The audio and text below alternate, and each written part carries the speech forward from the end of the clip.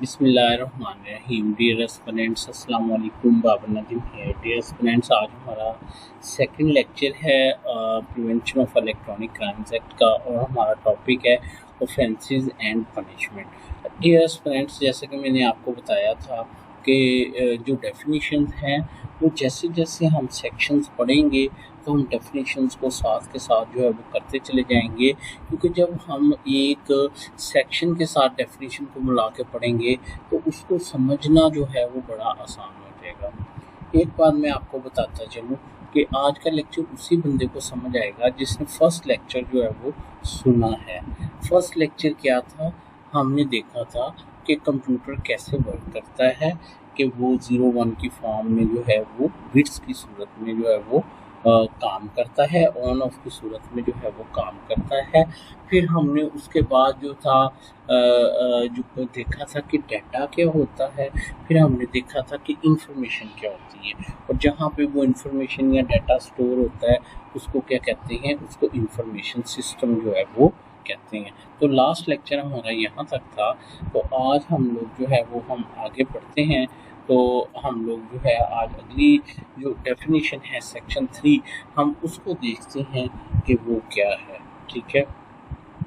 अच्छा, इससे पहले मैं आपको ये बताना चाहूँगा कि इससे पहले कि मैं आपको वो डेफिनेशन बताऊँ, मैं आपको बताना चाहता हूँ हैकिंग क्या होती है। ठीक है, बड़ा इंटरेस्टिंग है, और मैं आपको ना एक कहानी की सूरत में जो है वो एक बात जो है वो बताऊँगा। ठीक है, देखिए मैं आपको इस तरह कहता हूँ कि किसी घर में किसी बंदे ने नौकर ने यानी मेड थी, और वो घर की इंफॉर्मेशन लेती रही। ठीक है, जब उसको समझ आ गया कौन सी चीज़ कहाँ पे पड़ी है, तो एक दिन वो सारा सामान जो है वो चोरी करके लेगी। ठीक है। अच्छा, इसी तरह अगर कोई चोर किसी के घर में आता है तो पहले वो देखता है मैंने किधर से एंटर होना है, फिर मैंने आगे क्या करना है, कहाँ से जाके, यानी पूरी उनकी एक जो होती है वो प्लानिंग होती है। ठीक है।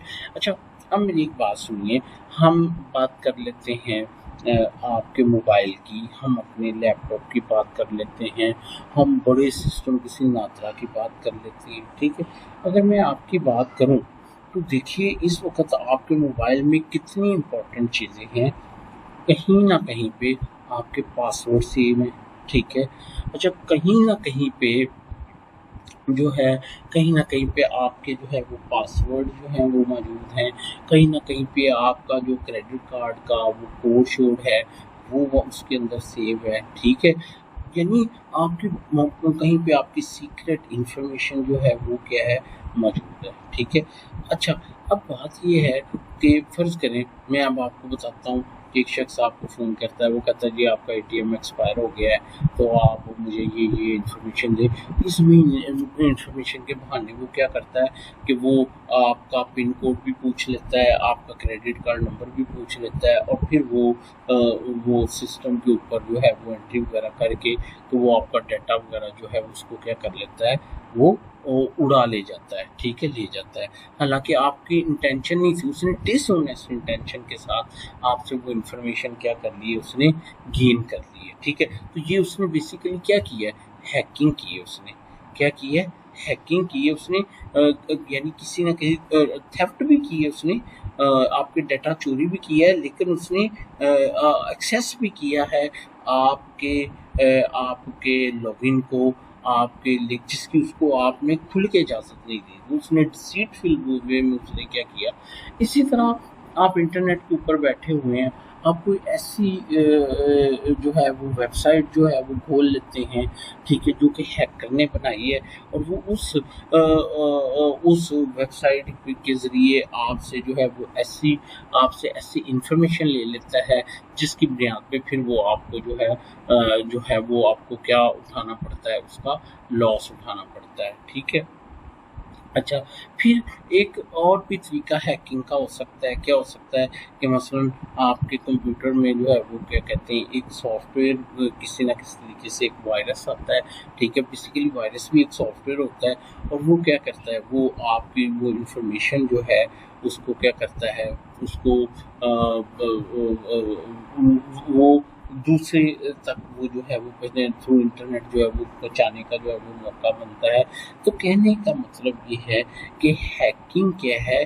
हैकिंग ये है कि आपकी जो एक प्राइवेसी है, जो आप एक सिक्योर फील कर रहे हैं घर में बैठे कि ये मेरी पर्सनल चीज़ें हैं, उसके ऊपर कोई अटैक करे, बदनीति के साथ अटैक करे जिसकी आपने इजाज़त नहीं दी, और वो अटैक करे, तो ये इसको क्या कहेंगे हम लोग? हैकिंग कहेंगे। अच्छा देखिए, अभी हम पढ़ते हैं हैकिंग एक ऑफेंस है। हैकिंग हैकिंग क्या है कि वहाँ तक एक्सेस, अनऑथराइज्ड एक्सेस, और फिर उस हैकिंग के बाद वो जो आपका डाटा चोरी कर ले वो एक अनदर ऑफेंस है, या कॉपी करके ले जाए, उड़ा के ले जाए, वो एक अलग ऑफेंस है। तो आपको लगता है जो है कि समझ जो है वो आ गई है, ठीक है। तो अब हम लोग जो है उसको जो है वो पढ़ते हैं। इंशाल्लाह मैं कोशिश करूँगा कि आपको जो है वो मैं बेस्ट वे में जो है वो पढ़ा सकूँ, ठीक है। अच्छा, जो पहली डेफिनेशन है ना थोड़ी सी लेंथी हो जाएगी, लेकिन उसके बाद इंशाल्लाह काम जो है वो चल निकलेगा, ठीक है।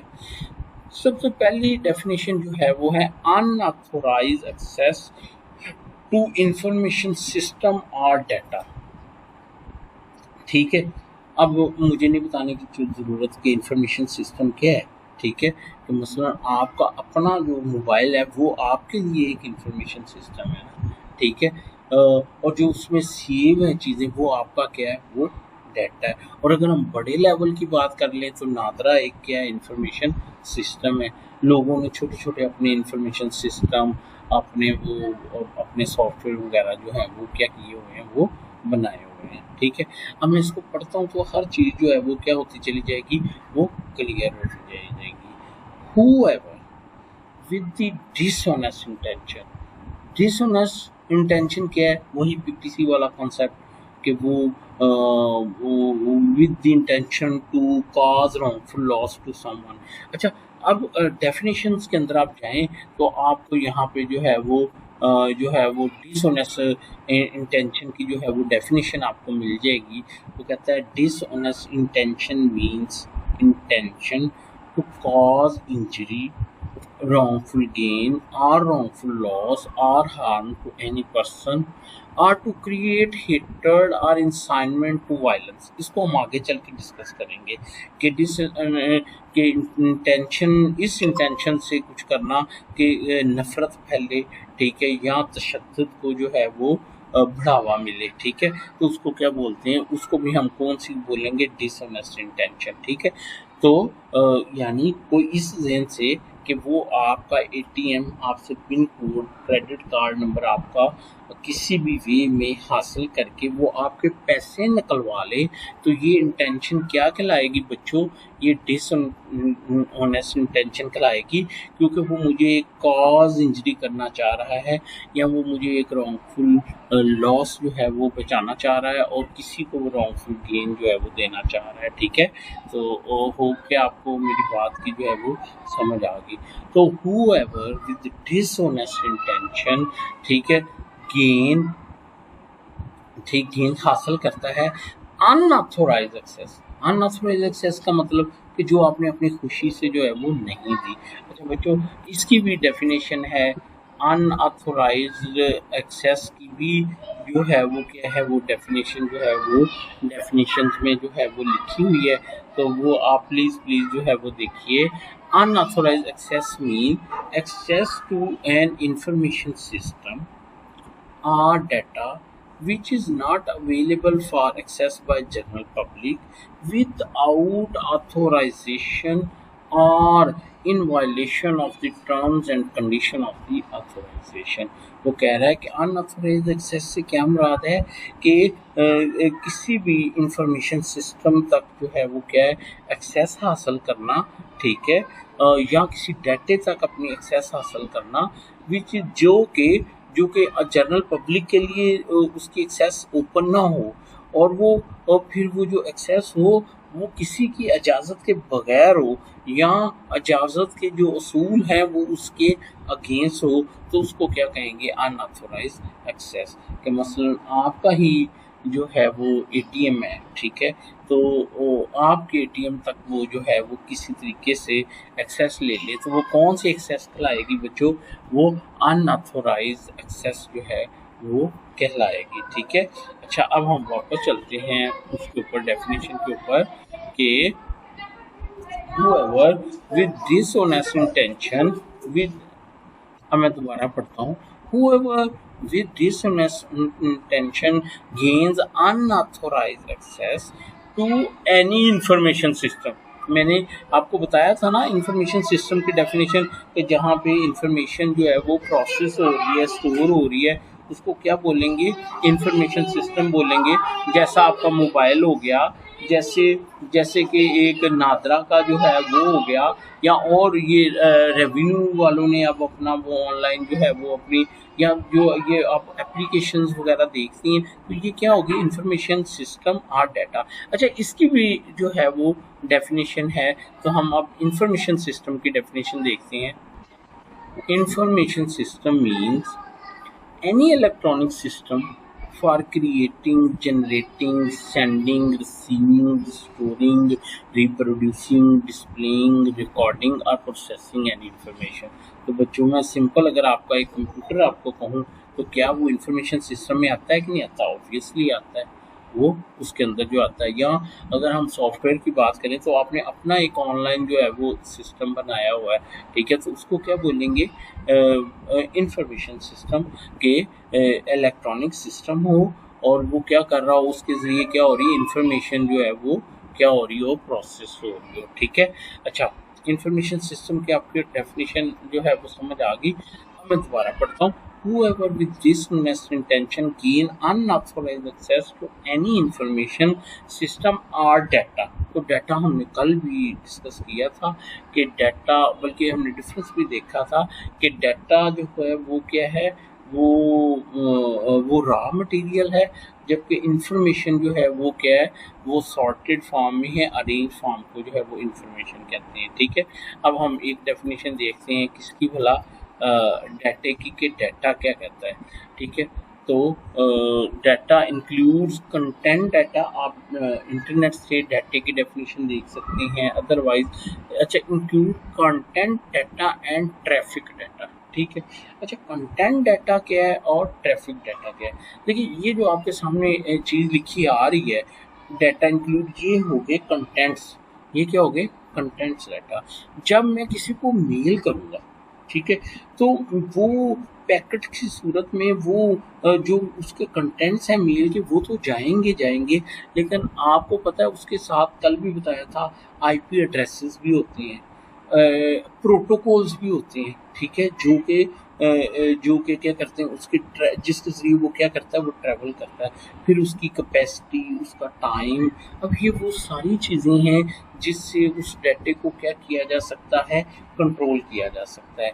तो अगर तो कंटेंट्स की बात है, तो उसको कहेंगे कंटेंट डाटा, जो कि हमें सामने नज़र आ रहा है या कंप्यूटर में सेव है, और जो बिहाइंड दी सीन जो है वो चल रहा है, उसको हम क्या कर लेंगे? उसको हम ट्रैफिक डाटा बोलेंगे, जो कि उसका ओरिजिन की इंफॉर्मेशन के वो डाटा कहाँ से चला है, डेजिग्नेशन की इंफॉर्मेशन कहाँ वो जाएगा, उसका आईपी एड्रेस वगैरह, ठीक है, उसका ट्रैवलिंग रूट, वो सारा वो किसकी डेफिनेशन में आ जाएगा?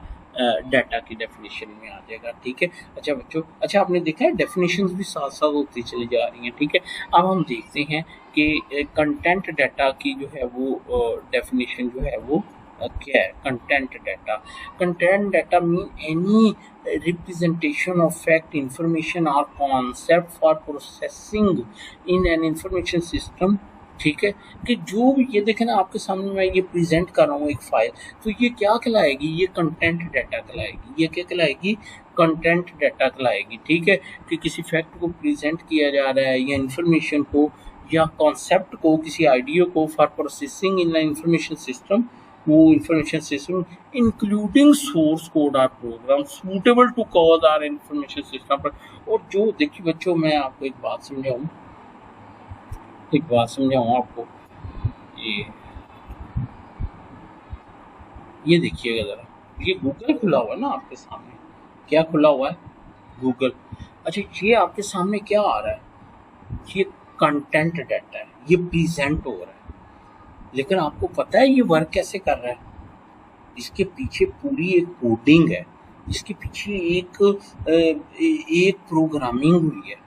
क्या आप उसका कोड देखना चाहते हैं उस प्रोग्रामिंग का?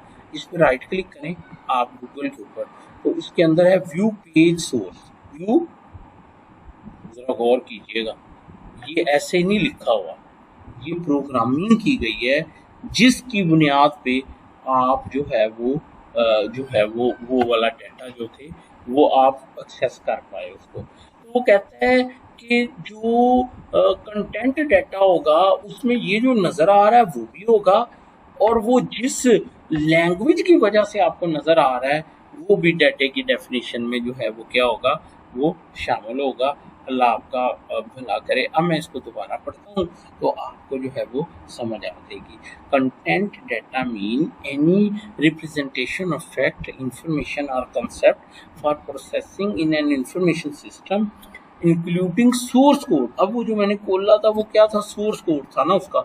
और अब program suitable to cause an information system, ठीक है, कि जिसकी वजह से वो अब नादरा का सॉफ्टवेयर अगर काम कर रहा है तो वो वैसे तो आप जाएं नादरा के दफ्तर में तो वहाँ लोग बैठे हैं, वो टिक टिक टिक इंफॉर्मेशन निकाल के आपको फौरन दे रहे होते हैं, लेकिन कभी सोचा उसके पीछे कितनी प्रोग्रामिंग की गई है वो सॉफ्टवेयर बनाते हुए, ठीक है। तो वो कह रहा है कि वो लैंग्वेज जो कि उस इंफॉर्मेशन सिस्टम को चला रही है वो भी किसकी डेफिनेशन में शामिल होगी? कंटेंट डाटा की डेफिनेशन में। तो होप कि आपको डाटा की पहला जो कंटेंट डाटा उसका समझ आ गया। अब ट्रैफिक डाटा मैंने आपको क्या कहा था कि ट्रैफिक डाटा ये होता है कि मसलन कि आपने किसी को ईमेल भेजनी है तो उसका एक डेजिग्नेशन का एड्रेस होगा, एक ओरिजिन का एड्रेस होगा, एक उसकी कैपेसिटी होगी, उसका साइज होगा, उसका रूट होगा। तो इस किस्म की जो इन्फॉर्मेशन होगी उसको हम क्या बोलेंगे? उसको हम ट्रैफिक डाटा बोलेंगे। अब हम ट्रैफिक डाटा की डेफिनेशन देख लेते हैं। Traffic data includes data relating to communication indicating its origin, destination, route, time, size, duration और type of service, कि ये किस सर्विस के तहत जो है वो जो है वो ट्रैवल कर रहा है। तो बच्चों बोलिए, मैंने आपको जो है इसकी डेफिनेशन पढ़ाई है, अब दोबारा पढ़ता हूँ। Whoever with dishonest intention gains unauthorized access to any information system or data shall be punished with imprisonment for which makes 10 to 3 months or with fine which makes 10 to 50,000 rupees or with both। तो बोलिए, आपको समझ आ गई? जो पहला offence है उसकी समझ आ गई आपको? ठीक है, अगर आपको पहले ऑफेंस की आ गई है तो फिर इंशाल्लाह आगे आपको जो है वो समझ जो है वो आती चली जाएगी, ठीक है। तो अगर कोई किसी तरीके से भी आपका जो है, अच्छा ये इस तरह भी तो हो सकता है ना, नहीं ऐसे भी हो सकता है कि कोई मुलाजम ही आपकी इंफॉर्मेशन चोरी कर ले, ठीक है, को एक्सेस कर ले, तो वो भी मैंने कहा ना कि उसका इन टच आना ज़रूरी है, हैकर का इन टच आना ज़रूरी है वन वे आर दी, तो वो भी ये क्या होगा? वो ऑफेंस होगा। अच्छा, उसके बाद दूसरा जो है वो है अनऑथोराइज्ड कॉपिंग और transmission of data. Whoever with disintention, ठीक है, और विदाउट ऑथोराइजेशन, ठीक है। अच्छा, ऑथोराइजेशन से क्या मुराद है? कि जहाँ पे मसलन वो क्या कहते हैं, ऑथोराइजेशन से क्या मुराद है कि इजाज़त लेके, जहाँ पे फ़र्ज़ करें कि उसने जो है वो लीगल प्रोसीजर अडॉप्ट करना था, ठीक है, लेकिन उसने उसको जो है वो नहीं किया, ठीक है। ये देखिएगा, ऑथोराइजेशन की भी जो है वो क्या है, वो डेफिनेशन है। Authorisation mean authorisation by the law और by the person empowered to make such authorisation under the law, ठीक है। मसलन मैं आपको एक बात बताता हूँ, आप लॉ साइट खरीदते हैं, ठीक है, तो अगर तो उन्होंने आपको क्या किया है कि आपको उन्होंने, वो बंदे ने आपको एम्पावर्ड किया है ये ठीक है, आपको उस तक एक्सेस दी है तो ये ऑथोराइजेशन है, ठीक है। और अगर उसने नहीं दी तो ये फिर क्या हो जाएगी, ये अनऑथोराइज जो है वो एक्सेस हो जाएगी। तो ऑथोराइजेशन क्या है कि ऑथोराइजेशन बाय लॉ, कि जहाँ पे लॉ इजाज़त देता है कि आप इसको जो है वो क्या कर सकते हैं, एक्सेस कर सकते हैं। मसलन आप पब्लिक सर्विस कमीशन की वेबसाइट खोलते हैं, तो जहाँ तक उसने आपको कहा है कि ठीक है आप इसको जो है वो कर सकते हैं, यहाँ आप अपना एड्रेस दे के, अपना रोल नंबर दे के ये चीज़ एक्सेस कर सकते हैं, तो उसको क्या कहेंगे, ऑथोराइजेशन बाय द लॉ। और by the person empowered to make such authorisation under the law, या कोई बंदा जो कि उस ऑथोराइजेशन को क्या करता है, ग्रांट करता है अंडर द लॉ, तो इसको क्या कहते हैं, ऑथोराइजेशन। अब हम उसको जो है वो दोबारा देखते हैं डेफिनेशन को।